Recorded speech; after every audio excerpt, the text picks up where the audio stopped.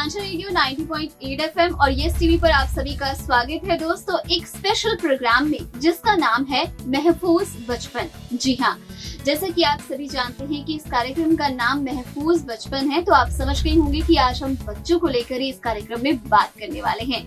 तो सबसे पहले सभी सुनने वालों का और देखने वालों का बहुत बहुत स्वागत है। मेरी ओर से आप सभी को प्यार भरा सांझा नमस्कार। जी हाँ दोस्तों, आज इस कार्यक्रम में मैं अकेली आपसे बात नहीं करने वाली हूँ। मेरे साथ यमुनानगर के महिला एवं बाल विकास विभाग के जिला बाल संरक्षण इकाई के legal officer mister Ranjan Sharma ji भी मौजूद हैं। आइए सबसे पहले उनका स्वागत करते हैं। सर, आपका बहुत बहुत स्वागत है कार्यक्रम में। धन्यवाद मैम। मैं यस टीवी और सांझा रेडियो का तहे दिल से धन्यवाद करता हूं कि आज उन्होंने मुझे इस प्रोग्राम में, जिसका नाम महफूज बचपन हमने रखा है, उसमें बुलाया और बच्चों के जो अधिकार हैं, बच्चों से संबंधित जो पॉक्सो एक्ट बना हुआ है, उसकी इम्प्लीमेंटेशन को लेकर और किस तरह से हम उसको लागू कर रहे हैं जिला यमुनानगर में, उस बारे में आज हम बातचीत करेंगे। जी बिल्कुल। सर, आपने यहाँ पे पोक्सो एक्ट का जो नाम दिया, मैं सबसे पहले ये जानना चाहूंगी कि ये पोक्सो एक्ट है क्या? बहुत अच्छा क्वेश्चन है आपका। नॉर्मली हम शॉर्ट फॉर्म यूज करते हैं पॉक्सो, लेकिन सबके लिए ये जानना जरूरी है कि इस एक्ट की फुल फॉर्म क्या है। ये है protection of children from sexual offences act 2012, POCSO act जिसको शॉर्ट में कहते हैं। अगर हम हिंदी में बात करें तो यौन उत्पीड़न से बच्चों की सुरक्षा अधिनियम 2012। जी, जैसा कि दोस्तों आप सभी जानते हैं कि बच्चों के प्रति जो आपराधिक गतिविधियां हैं, स्पेशली जो यौन शोषण की बातें सामने आती हैं, वो लगातार बढ़ती ही जा रही हैं। इस पर बात करना, लोगों को जागरूक करना, अवेयरनेस फैलाना बहुत ज्यादा जरूरी है ताकि बच्चों का जीवन सुरक्षित किया जा सके, क्योंकि ये बच्चे ही हमारे लिए कल आने वाले देश का भविष्य हैं। तो चलिए बातचीत को आगे बढ़ाते हैं और पोक्सो एक्ट जो बनाया गया है वो यमुनानगर में किस तरह से काम कर रहा है, ये सर से जानते हैं। सर, ये जो एक्ट है पोक्सो एक्ट 2012, ये जिला यमुनानगर में किस तरह से लागू किया जा रहा है? देखिए, मैं सबसे पहले तो जिला प्रशासन जो हमारे यमुनानगर में उपायुक्त महोदय हैं, हमारे जिला कार्यक्रम अधिकारी मैम हैं, जिला बाल संरक्षण अधिकारी हैं, मैं उनका धन्यवाद करता हूं और उनके मार्गदर्शन में, उन्हीं के कुशल जो हमारे को हर समय समय पर जो उनके मार्गदर्शन मिल रहा है, उसके कारण ही हम इस एक्ट को बहुत अच्छे से यमुनानगर में लागू कर पा रहे हैं। समय समय पर हर महीने बैठकों का आयोजन किया जाता है, जिसमें हर पॉक्सो केस के ऊपर गहनता से विचार किया जाता है कि उसमें क्या होना चाहिए, क्या उसमें नहीं हो रहा है, और उन्हीं सभी बातों को देखते हुए इन केसेस को रिव्यू किया जाता है। तो इसमें जो बाल संरक्षण इकाई है उसका क्या योगदान रहता है? देखिए, बाल संरक्षण इकाई जो है वो महिला एवं बाल विकास विभाग के अंतर्गत कार्यरत है। उपायुक्त महोदय के मार्गदर्शन में हम जितने भी पॉक्सो के केस दर्ज होते हैं जी, सबसे पहले तो पुलिस का काम ये होता है कि मामला दर्ज किया और उसे 24 घंटे के भीतर भीतर बाल कल्याण समिति के सामने प्रस्तुत करना। जैसे ही बाल कल्याण समिति के सामने उस केस को प्रस्तुत किया जाएगा और उनके आदेशानुसार उस केस में काउंसलिंग करवाई जाती है, बच्चे की काउंसलिंग करवाई जाती है। काउंसलिंग करवाने के बाद पुलिस द्वारा 164 के जो बयान हैं वो दर्ज करवाए जाते हैं। कई बार 164 के बयान पहले भी दर्ज हो जाते हैं, काउंसलिंग बाद में होती है, तो वो प्रोसीजर डिपेंड करता है पुलिस डिपार्टमेंट पे और वो बड़े अच्छे से लागू किया जा रहा है। इसके बाद जैसे ही काउंसलिंग के लिए आता तो जिला बाल संरक्षण इकाई की तरफ से भी काउंसलर हमारे नियुक्त हैं। हमने पैनल पर भी काउंसलर्स लिए हुए हैं, हेल्थ डिपार्टमेंट से भी काउंसलर लिए हुए हैं, DLSA का काफी हमें सहयोग मिलता है लीगल काउंसलिंग के लिए। तो इस प्रकार से हम इस एक्ट को लागू करने में प्रयासरत हैं। तो सर, मैं यहाँ पे ये जानना चाहूंगी, जैसे आपने बताया कि आपके पास ये केस दर्ज होते हैं, तो केस किस तरह से कोई दर्ज करवाता है? देखिए, अमूमन तो पुलिस के माध्यम से ही हमारे पास केस रिपोर्ट हो रहा है, लेकिन आमजन भी जो है वो 1098 पे कॉल करके, जो हमारा चाइल्ड हेल्पलाइन नंबर है, वो पॉक्सो एक्ट की कोई भी कंप्लेंट या कोई शिकायत है वो दे सकता है। डायरेक्ट थाने में भी शिकायत दी जा सकती है, जिला बाल संरक्षण इकाई में भी अप्रोच किया जा सकता है। तो बहुत सारे चैनल्स हैं जिनके माध्यम से मामला जो है पॉक्सो एक्ट के अंतर्गत दर्ज करवाया जा सकता है। जी, बहुत अच्छी इन्फॉर्मेशन सर आपने सभी सुनने वालों और हमारे व्यूअर्स जो हैं उनको दी है। तो चलिए दोस्तों, ये बात यहीं खत्म नहीं होती है, बातें इसको लेकर बहुत ज्यादा करनी बाकी है, क्योंकि लोगों को ये एक्ट क्या है, पोक्सो एक्ट के अंतर्गत कैसे कैसे काम किया जाता है, किस तरह से कंप्लेंट दर्ज करवाई जाती है, क्या कार्यवाही रहती है, वो सब बताना बहुत जरूरी है। आइए अब सर से ये जानते हैं कि जो पीड़ित बच्चा होता है सर बेसिकली उसके जैसे कि आपने बोला कि काउंसलिंग भी करवाई जाती है, तो कुछ केसेस में ऐसा भी होता होगा कि इस तरह की हानि होती होगी कि उसको आर्थिक सहायता की भी आवश्यकता होगी, तो उसको लेकर क्या प्रावधान है? देखिए, मैं सबसे पहले बताना चाहूंगा कि जो 9 मार्च 2020 की अमेंडमेंट है, इससे पहले बच्चे को डीएलएसए के द्वारा जो है इंटरिम और फाइनल कंपनसेशन का प्रावधान था इस एक्ट के अंतर्गत, और बहुत सारे केसेस हैं हमारे पास जिसमें डीएलएसए के थ्रू जो है फाइनेंशियल कंपनसेशन, चाहे वो इंटरिम हो चाहे वो फाइनल हो, उस बच्चे के केस में उसको प्रोवाइड किया गया।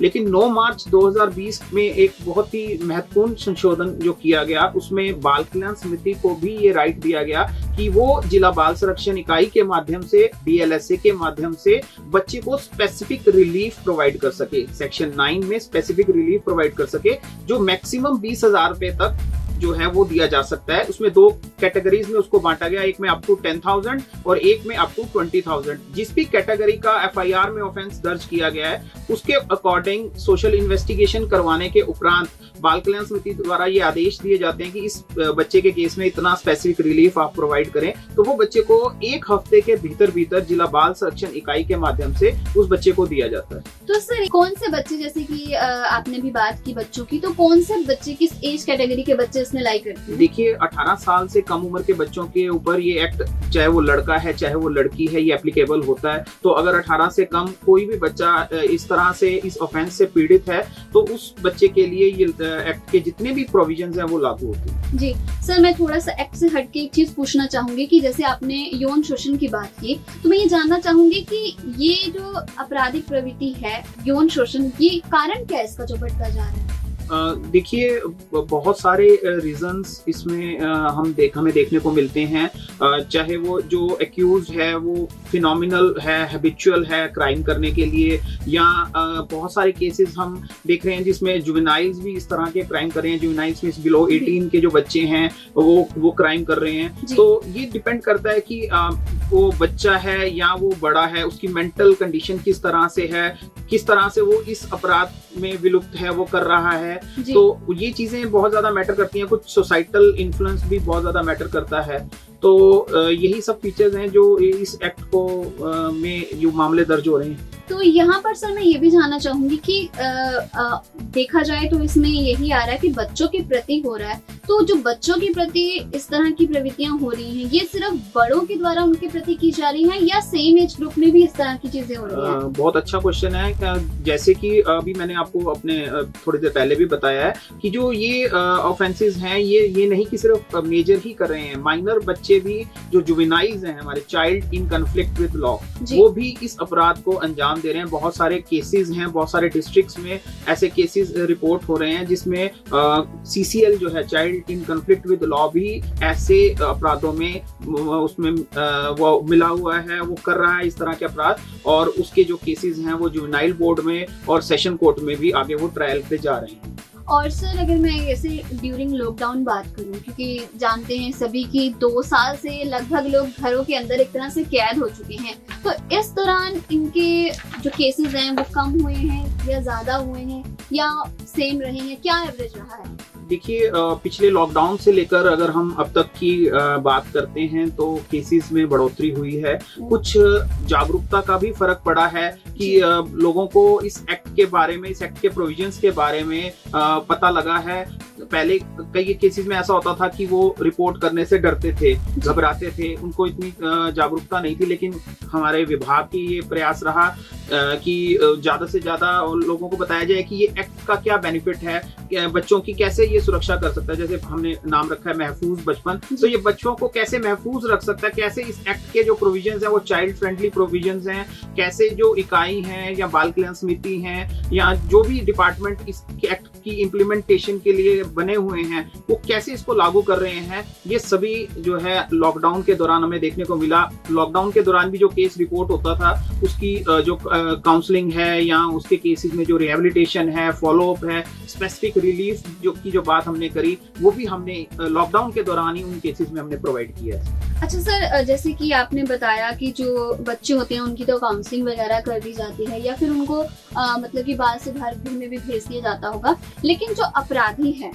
अगर बाय चांस किसी तरह जो हमारी माननीय अदालत है उसको बरी कर देती है, तो फिर क्या बाल संरक्षण जो ये विभाग है आगे कोई कार्रवाई कर सकता है? जी, हमारे जो प्रोसिक्यूशन डिपार्टमेंट है उसमें डिस्ट्रिक्ट अटॉर्नी है। हमारी जो हर महीने मीटिंग होती है जो उपायुक्त महोदय की अध्यक्षता में होती है, उसमें जिला कार्यक्रम अधिकारी मैम होते हैं, जिला बाल संरक्षण अधिकारी होते हैं, और उसके साथ साथ प्रोसिक्यूशन डिपार्टमेंट से डिस्ट्रिक्ट अटॉर्नी को भी उस मीटिंग में इंक्लूड किया जाता है। उस मीटिंग में यही विचार किया जाता है कि जो केसेस बरी हो गए, जिसमें सजा हो गई उसमें तो ठीक है, जिसमें बरी हो गए उन केसेस में ग्राउंड्स बनाकर कि क्या ग्राउंड्स बन सकते हैं, एनालिसिस किया जाता है। जो उसकी जजमेंट होती है, जजमेंट ऑब्टेन की जाती है कोर्ट से, उसमें एनालिसिस किया जाता है कि क्या ग्राउंड्स बन सकते हैं कि हम इस केस में अपील करें।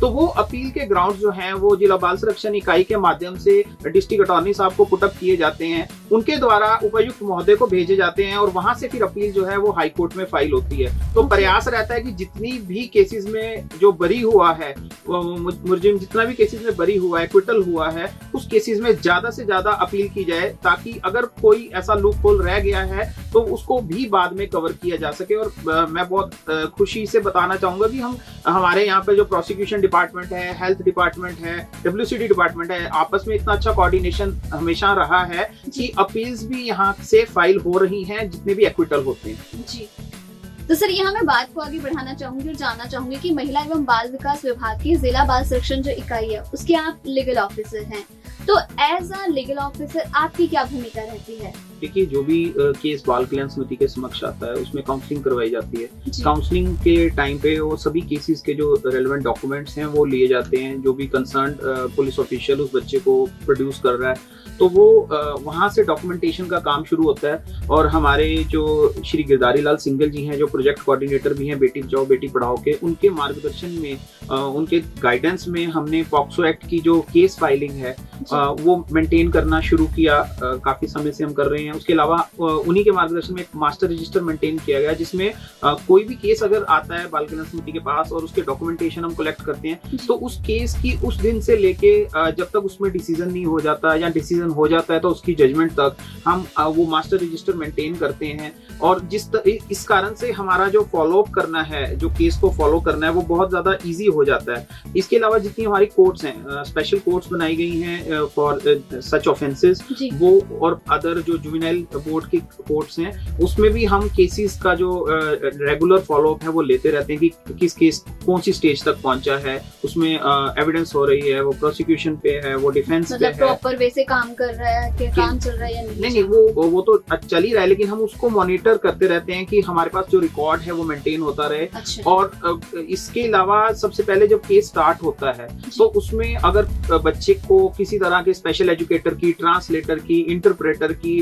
जरूरत पड़ती है तो माननीय अदालत द्वारा अगर हमें जिला बाल संरक्षण इकाई को अप्रोच किया जाता है तो उसमें वो लिस्ट प्रोवाइड उनको ऑलरेडी कर दी गई है, जिसके अकॉर्डिंग अगर कोई ऐसा बच्चा है जो दूसरी स्टेट का है, जिसको बोलना नहीं आ रहा, जहाँ उसको उसकी लैंग्वेज प्रॉब्लम है या वो डेफ एंड डम है, कई तरह की कैटेगरीज होती हैं, तो उस केसेस में हमारे पास स्पेशल एजुकेटर हैं, ट्रांसलेटर हैं, इंटरप्रेटर हैं, जो उसकी बात को समझकर अपनी रिपोर्ट देते हैं और वो माननीय अदालत में जो है हम देते हैं और उस केस को आगे बढ़ाते हैं। और इसके अलावा अलग अलग जो कोर्ट्स बनी हुई हैं उसमें समय समय पर फॉलो अप लेते रहना यही कार्यों में जो है मेरे रहता है। अच्छा सर, जैसे कि यहाँ पर मैं ये पूछना चाहूंगी कि कई बार ऐसे होता है जिस बच्चे के साथ ऐसा हुआ होता है तो वो फैमिली इतनी फाइनेंशियली स्ट्रांग नहीं होती है कि वो केस वगैरह लड़ सके या इतना सारा, क्योंकि आपको पता है बहुत सारी मतलब इतनी ज्यादा मतलब उस टाइम हलचल होती है एक फैमिली में कि बच्चा भी ऑलरेडी उसके साथ ऐसा हो चुका है, उसके बाद फाइनेंस भी नहीं है,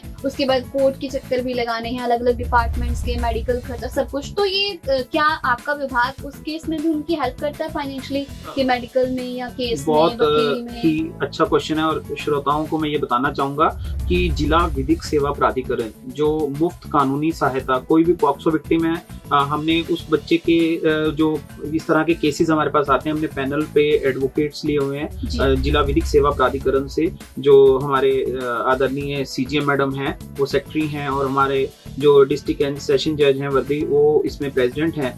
तो उनके माध्यम से हमें फ्री ऑफ कॉस्ट जो ये लीगल एड प्रोवाइड की जाती है, जो हम केसेस में बच्चों को देते हैं। इसके अलावा सपोर्ट पर्सन का रोल रहता है, काफी अहम रहता है, वो भी हमने DLSA के माध्यम से कुछ पैनल एडवोकेट्स, जो लेडीज पैनल एडवोकेट्स हैं, वो लिए हुए हैं। और प्रयास रहता है कि हर केस में जैसे ही काउंसलिंग करवाई जाए उसके तुरंत उसमें सपोर्ट पर्सन जो है वो नियुक्त कर दिया जाता है। वो सपोर्ट पर्सन जो है वो एंड तक उस बच्चे के साथ रहता है, उस बच्चे के संपर्क में रहता है और उसको कोशिश करता है कि वो बच्चा जो है वो स्टेबल रहे। वो बच्चे को अगर किसी भी प्रकार की कोई सहायता की जरूरत है तो वो सहायता उस सपोर्ट पर्सन के माध्यम से हमारे तक पहुंचती है, तो हम वो उसको प्रोवाइड करते हैं।